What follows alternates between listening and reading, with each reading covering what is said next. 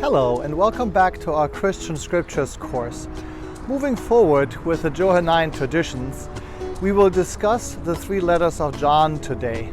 That's why I took you today to my second church, St. John's Lutheran Church in Jersey City, where I served as pastor for 11 years, from 1996 to 2007. But using St. John's Church as a backdrop for this video is not only fitting because of its name and us now being in the unit of the St.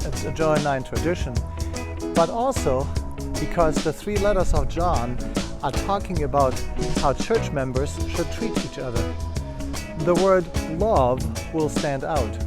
And so I first thought to tape this in New York City in front of this big love sign. But then I changed my mind and took you with me here to St. John's Church in Jersey City. But now to the three letters. Similar to the Gospel of John, it is difficult to identify who or what the Johannine community is and when and under what circumstances these three letters were written. Were they written consequentially, meaning one after the other, addressing different issues in the church? Were they written at the same time? Do they constitute a correspondence back and forth between the author and the congregation or the community? There are lots of open questions regarding the place in life and history. But there are some things that we can say about the three letters of John.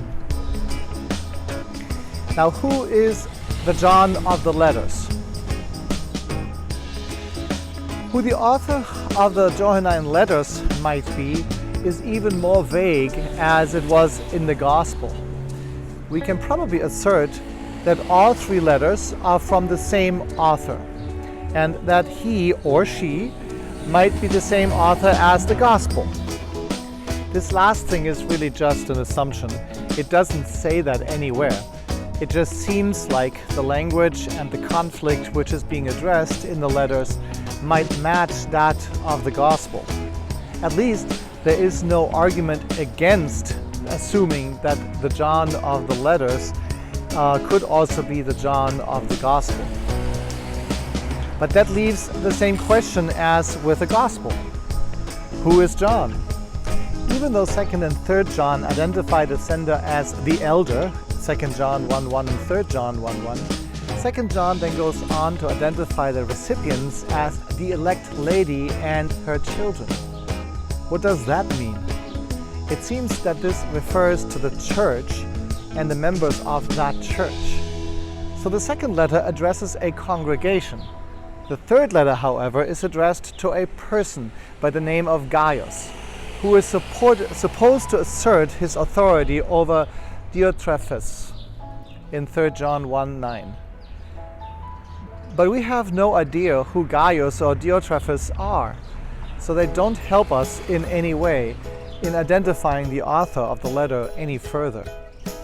So as vague as all this is, we probably just have to assume again that we don't know who the author is.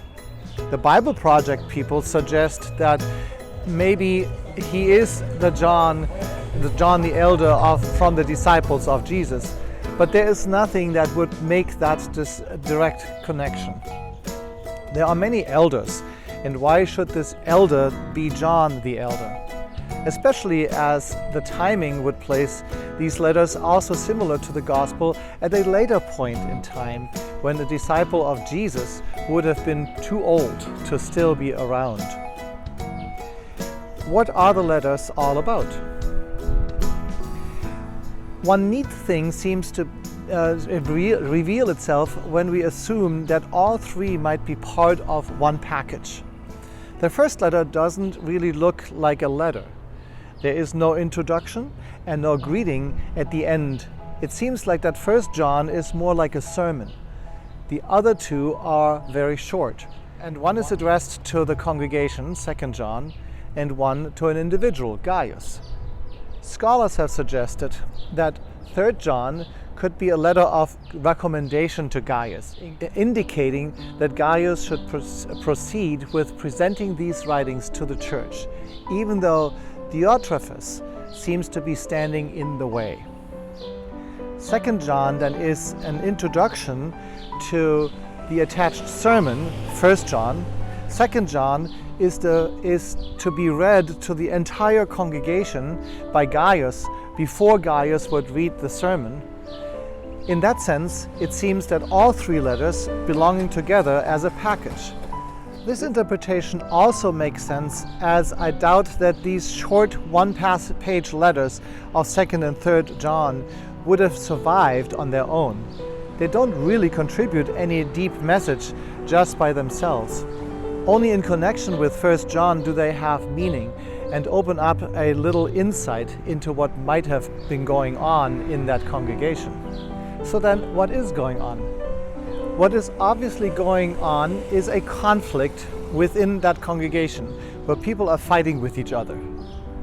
There seems to be some people who no longer believe that what the author of the letters had originally taught, namely that Jesus and God are one and that there is forgiveness through Jesus' crucifixion.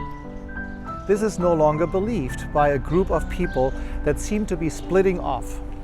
The author appeals to the congregation to walk in the light and to act with one another in love.